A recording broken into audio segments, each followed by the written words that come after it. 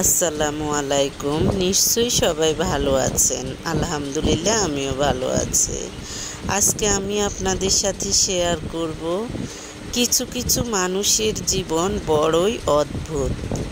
আজকে কেউ খুশি করে, আজকে ঈদের দিন, ঈদুল আজহা, কেউ খুশি করে, কেউ বা আছে কষ্টে। আবার কোনো কোনো ফ্যামিলিতে জন্ম হচ্ছে, কোনো কোনো ফ্যামিলিতে মৃত্যু হচ্ছে। হ্যাঁ, এটাই হলো নিয়তির নির্মম পরিহাস। সৃষ্টিকর্তা যাকে যা কিছু দেন, যা কিছু দেখান, সেটাই মানুষ এখন নিতে অভ্যস্ত হয়ে গেছে। কষ্ট হলেও সেটাই নেবে। কেন বললাম? আমার জীবনে আমি দেখি নাই কোনো মানুষের জন্য, বিভিন্ন দেশের প্রেসিডেন্ট মারা গেলেও এত শোক পালন করতে আমি দেখি নাই, এত মানুষের চোখের পানি পড়তে আমি দেখি নাই। কিন্তু এই যে এসপি পলাশ সাহা, এই ছেলেটা মারা যাওয়ার কারণে মনে হয় যে পুরো পৃথিবী কষ্ট পেয়েছে। পুরো পৃথিবীর কাছে একটা কেমন যেন চাপা কষ্ট। এখনো কষ্ট কোনো কাটতেছে না, কষ্টের কোনো কমতি নেই। এই হিসেবে আমি মনে করি ওদের ফ্যামিলি কিভাবে এই শোক সহ্য করে আছে, আল্লাহ তাদেরকে শোক সইবার ক্ষমতা দেব।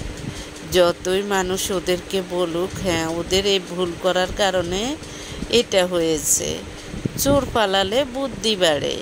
তখন যদি তারাও জানতো তাদের ছেলেটা এভাবে চলে যাবে, তারাও দেখা যায় যে আরেকটু নর্মাল হতো। বউ শাশুড়ি দুজনেই নর্মাল হতো।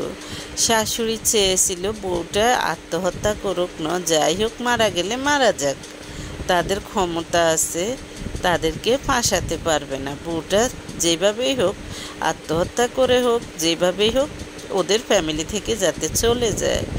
কিন্তু সেই বিষ যে উল্টা ওনার উপরেই পড়বে, সেটা তো উনি কল্পনা করে নাই। ওনার ছেলেটাই বিপরীতে দুনিয়া ছেড়ে চলে গেল। দেখা যায় যে কষ্টটা তুলনামূলকভাবে আমি মনে করি উনি পেয়েছে। হ্যাঁ, মেয়েটা হাজব্যান্ড হিসেবে মেয়েটা পেয়েছে একরকম, এবং উনি পেয়েছে সবচেয়ে বেশি।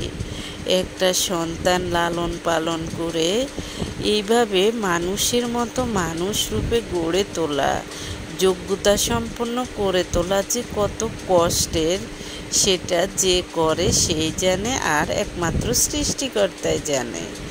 যাদের অবদান ছিল এই ছেলেটাকে মানুষ করার পিছনে, তাদের ওই সবচেয়ে কষ্ট বেশি। মানুষ তো তাদের গল্পটা শুনলে, যখন শাশুড়ির মুখের বয়ান শুনে, তখন দেখা যায় যে বউকে খারাপ জানে, আবার যখন বউয়ের মুখে বয়ান শুনে তখন শাশুড়িকে খারাপ জানে।